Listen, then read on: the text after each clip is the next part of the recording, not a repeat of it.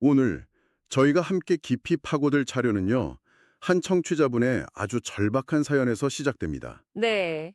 인테리어 가게를 운영하시는데 석 달 전에 마친 공사 대금을 아직도 못 받고 계신다고요. 아, 요즘 그런 경우 많죠. 그래서 이 문제를 어떻게 풀어야 할지 조언을 구하는 자료들을 보내주셨는데 막상 열어보니까요, 이게 단순히 돈 받는 법에 대한 이야기가 아니더라고요. 그렇죠. 저도 보고 좀 놀랐습니다. 이건 거의 우리 사회 전체에 대한 거대한 진단서 같았어요. 지금 이 시점에서 어떤 공부를 잡고 풀어나가야 하는가? 바로 이 중문에서 오늘 이야기를 시작해보죠. 네, 정말 흥미로운 자료들이었습니다. 이 청취자분의 개인적인 금전 문제가 사실은 우리 사회 전체가 겪고 있는 어떤 막힘? 현상의 한 단면이다. 이렇게 꿰뚫어 보고 있거든요. 아, 막힘 현상. 네. 왜 지금 우리 모두가 이렇게 힘든지 그 원인을 장사, 기업, 사업, 이 세 가지 단어의 의미 변화를 통해 추적해 들어가요. 우리가 보통 막 섞어 쓰잖아요. 맞아요. 그냥 다 비슷한 말이라고 생각하죠. 근데 이 자료는 지금의 경제난이 단순한 불황이 아니라 사회의 리더들이 자기 역할을 완전히 잊어버린 결과라는 상당히 도발적인 주장을 담고 있습니다. 바로 그 지점이에요. 리더들이 자기 역할을 잃었다. 그래서 오늘 저희의 탐구 목표는 명확합니다. 이 자료들이 주장하는 장사꾼, 기업인, 사업가, 이 셋의 진짜 의미가 뭔지, 네. 그리고 그걸 아는 게 지금 청취자분이 겪는 문제와 우리 사회의 그 막힘을 뚫어내는데 어떤 실마리를 줄 수 있을지 한번 제대로 파헤쳐 보겠습니다. 자, 그럼 이 자료의 핵심 개념부터 한번 짚어보죠. 상호발동을 세 단계로 나누는데 첫 번째가 장사치예요. 네. 장사치. 어감이 약간 뭐랄까 좀 부정적으로 들리기도 하는데 이건 어떤 단계라고 설명하나요? 말 그대로 그 치라는 전미사가 붙었죠. 자료에서는 이 단계를 아주 명확하게 정의합니다. 오로지 내 주머니를 채우기 위한 활동. 아, 내 주머니? 네. 돈, 그러니까 수입 그 자체가 유일한 목표인 상태를 말하는 거죠. 내가 이걸 팔아서 얼마를 남기느냐, 여기에만 모든 신경이 집중된 가장 원초적인 단계라고 볼 수 있습니다. 그렇군요. 뭐 생존을 위한 단계라고도 볼 수 있겠네요. 그렇죠. 그럼 여기서 한 단계 발전한 게 기업인인데 자료에 따르면 기업인의 목표는 성장이라고 하더군요. 네, 성장. 그러면서 성장을 위해 때로는 다른 사람을 짓밟는 냉철함도 필요하다. 이런 표현이 나오는데 이건 좀 섬뜩하게 들리기도 했어요. 그렇죠. 하지만 그 시대적 배경을 함께 봐야 합니다. 이 자료는 이 기업인의 시대를 우리나라의 고도성장기와 거의 동일시하고 있거든요. 아, 고도성장기. 네, 모두가 가난에서 벗어나려고 막 달려가던 시절, 기업의 가장 큰 목표는 성장 그 자체였다는 거죠. 이 과정에서 뭐 개인적인 사정이나 동정심에 발목 잡히면, 도태된다. 네, 나 자신은 물론이고 내게 딸린 식구들까지 전부 도태된다는 아주 냉혹한 현실 인식이 있었던 겁니다. 아, 그러니까 뭐 한강의 기적 같은 그런 폭발적인 성장을 이뤄낸 세대의 마인드셋을 설명하는 거군요. 정확합니다. 그 당시에는 그게 최선이었고 또 유효했던 방식이다. 이런 거네요. 네, 오직 성장에만 집중했던 그 냉철한 기업인들 덕분에 우리 사회가 이만큼 클 수 있었다는 점을 일단 인정하고 들어가는 거죠. 하지만 문제는 그 다음입니다. 성장을 이룬 후에 다음 단계로 나아갔어야 했는데 그러질 못했다는 게 이 자료의 핵심 진단인 거예요. 바로 그 마지막 단계, 사업가가 등장하는 지점이군요. 여기서부터 이야기가 정말 과감해져요. 네, 그렇죠. 모두가 스스로를 사업가라고 부르지만 지난 20년간 대한민국에 진짜 사업을 한 사람이 단 한 명도 없어서 이 사회가 망해가고 있다. 이런 엄청난 경고를 하거든요. 맞습니다. 대체 이 자료가 말하는 진짜 사업이라는 게 뭘까요? 그게 바로 사회 사업입니다. 사회사업이요? 네, 여기서 말하는 사업은 이윤을 내는 비즈니스 모델, 그걸 넘어서는 개념이에요. 장사로 돈을 벌고 기업으로 성장을 이룬 이들이 이제는 그 힘과 자산을 가지고 사회에 기여해야 할 단계가 왔다는 겁니다. 아, 근데 이게 단순히 돈을 기부하는 차원이 아니에요. 구체적으로는 다음 세대를 위한 교육 사업, 그리고 국민의 정신을 살찌우는 문화 사업, 또 사회의 약한 고리를 보듬는 복지 사업 같은 것들을 진정한 사업의 영역으로 제시합니다. 성장을 마친 기업이 이제 사회의 어른으로서 존경받는 단계로 나아가는 길, 그걸 사업가의 길이라고 부르는 거죠. 사회사업. 개념은 알겠는데 이게 좀 이상적으로 들리기도 해요. 그런데 자료를 보면 우리가 흔히 생각하는 사회공헌 활동 있잖아요. 네네. 예를 들어 뭐 장애인에게 돈을 주거나 휠체어를 사주는 거. 이건 진짜 사회사업이 아니라고 아주 단호하게 선을 긋더라고요. 잠깐만요. 이건 좀 이해가 안 가는데요. 그렇죠. 어려운 사람 돕는 게 왜 나쁘다는 거죠? 그건 분명 좋은 일이잖아요. 네, 바로 그 지점이 이 자료의 가장 도발적인 부분 중 하나입니다. 그런 행위는 사업이 아니라 동정일 뿐이라고 지적해요. 동정이다. 네.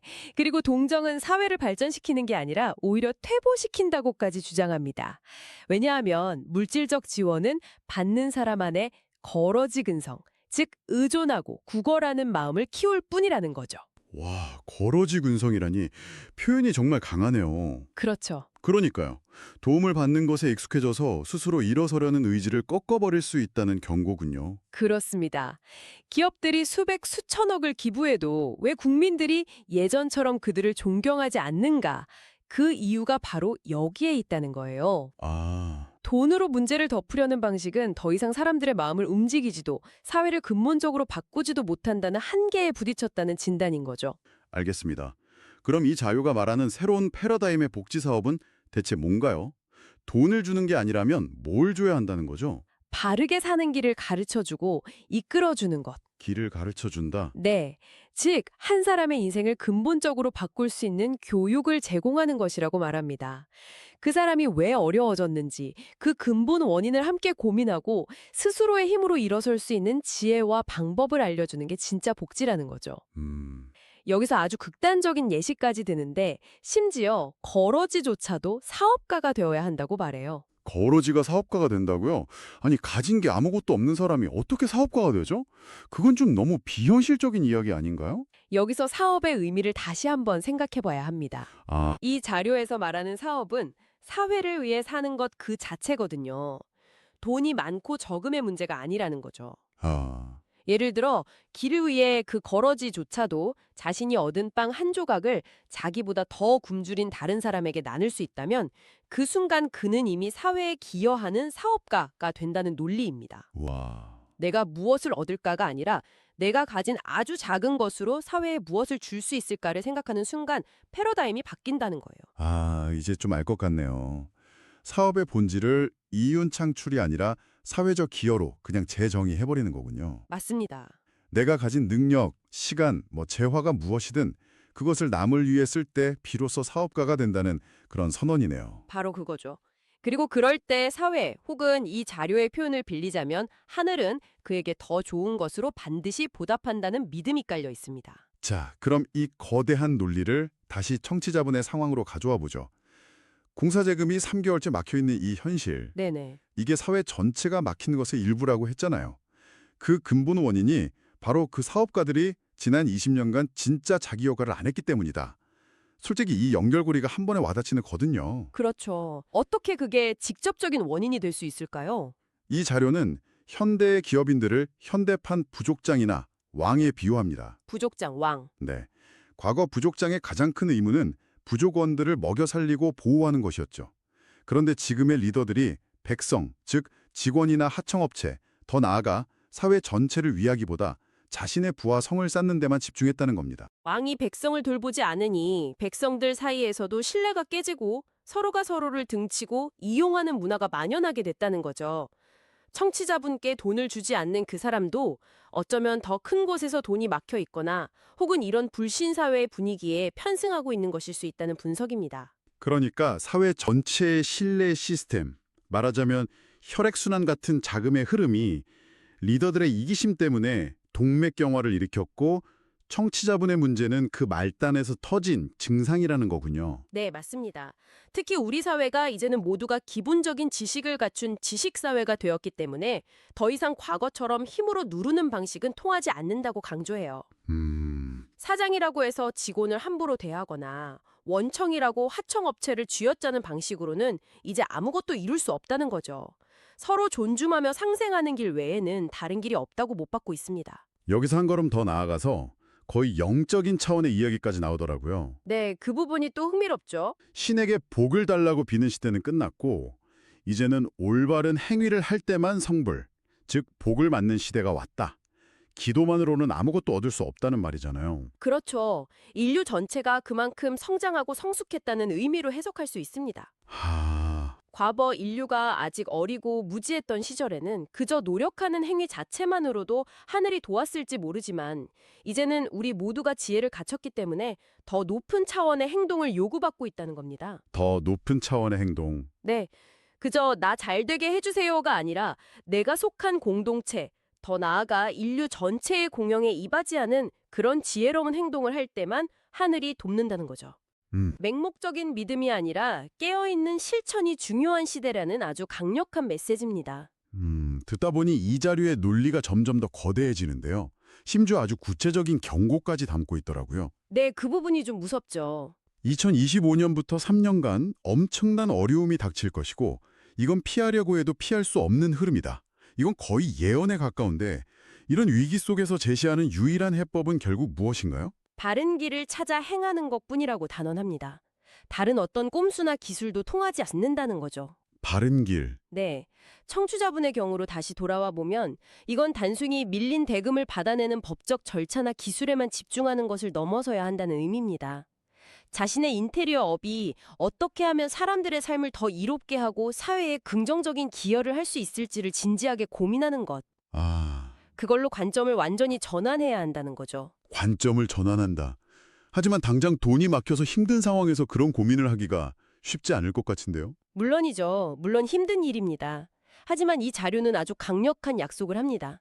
당신이 사회를 위한 일을 시작할 때 설령 한쪽 문이 막혀 있더라도 생각지도 못한 다른 쪽에서 반드시 길이 열린다고요. 다른 쪽에서 길이 열린다. 네. 돈을 쫓아가면 돈은 도망가지만 사람을 이롭게 하는 일을 하면 돈은 저절로 따라온다는 어찌 보면 굉장히 오래된 지혜와도 맞닿아 있는 이야기입니다. 그리고 그 사회를 위한 일에 아주 구체적인 미션으로 대한민국 자살 제로라는 목표를 제시해요. 네, 그렇죠. 솔직히 이 부분에서 저도 좀 멈칫했습니다. 인테리어 사장님의 돈 문제에서 시작해서 갑자기 국가적인 과제로 점프를 하니까요. 이 연결고리를 어떻게 이해해야 할까요? 이것이야말로 모든 사회 구성원이 각자의 위치에서 동참해야 할 사회 사업의 가장 대표적인 예시로 든 것이라고 봐야 합니다. 예시. 네. 나 하나 먹고 살기도 힘든데 라는 생각에서 벗어나서 우리 사회의 가장 아픈 문제, 가장 어두운 구석을 해결하기 위해 모두가 뜻을 모을 때 비로소 거대한 에너지의 흐름이 바뀐다는 겁니다. 내가 인테리어 디자이너라면 어떻게 하면 더 편안하고 안정감을 주는 공간을 만들어서 우울감을 줄일 수 있을까? 이걸 고민하는 거죠. 네? 내가 식당 주인이라면 혼자 와서 밥 먹는 사람에게 따뜻한 말 한마디 더 건네는 것. 이런 작은 행동들이 모일 때 개인의 문제도 그 거대한 흐름 속에서 자연스럽게 풀려나간다는 메시지입니다. 만약 우리가 계속 각자 도생하면서 이 역할을 외면한다면 하늘의 철퇴가 내려올 것이라는 무시무시한 경고와 함께요. 알겠습니다. 오늘 이야기를 청취자분을 위해 한번 정리해보죠. 3개월째 받지 못한 공사대금이라는 이 개인적인 문제는 사실 우리 사회 리더들이 이윤 추구를 넘어 사회에 봉사해야 하는 사업가의 역할을 망각한 채 자기 이익만 챙겨온 지난 20년의 결과물이다. 네. 그 거대한 흐름의 한 단면이라는 것. 이것이 오늘 살펴본 자료의 핵심 진단이었습니다. 맞습니다. 따라서 해법은 돈을 받아내는 기술적인 방법에만 있는 것이 아니라 내가 하는 업의 목적 자체를 나의 이익에서 사회의 이익으로 근본적으로 바꾸는 데 있다는 아주 혁명적인 제안이었죠. 네. 나의 일을 통해 어떻게 사회에 기여할 것인가 이 질문을 시작하는 것이 모든 막힘을 뚫는 유일한 길이라는 주장입니다. 마지막으로 이 자료는 정말 흥미로운 생각거리 하나를 우리에게 던져줍니다. 우리가 흔히 명상이라고 하면 마음을 비우고 고요해지는 걸 생각하잖아요. 그렇죠. 그런데 이 자료는 그게 아니라고 말해요. 조용히 앉아 있을 때 머릿속을 어지럽히는 온갖 잡생각들. 네, 잡생각들. 예를 들면 내가 오늘 싸웠던 사람에 대한 기억, 받아야 할 돈에 대한 걱정, 부모님께 괜히 화냈던 순간들. 이런 것들이야말로 진짜 명상의 주제라는 겁니다. 네, 그 잡생각들이야말로 하늘이 당신에게 이걸 풀어라 하고 알려주는 과제이자 신호라는 거죠. 와. 그걸 억지로 없애려고 하지 말고 정면으로 마주하고 어떻게 풀어야 할지 고민하는 것. 그게 진정한 수행이라는 해석입니다. 정말 발상의 전환이죠. 청취자분께 그리고 우리 모두에게 마지막으로 이 질문을 던져봅니다. 당신의 고요한 순간을 방해하는 그 잡생각의 정체는 무엇인가요? 그리고 만약 그것을 떨쳐내야 할 방해물이 아니라 당신이 반드시 풀어야 할 인생의 숙제라고 생각한다면 무엇이 달라질까요?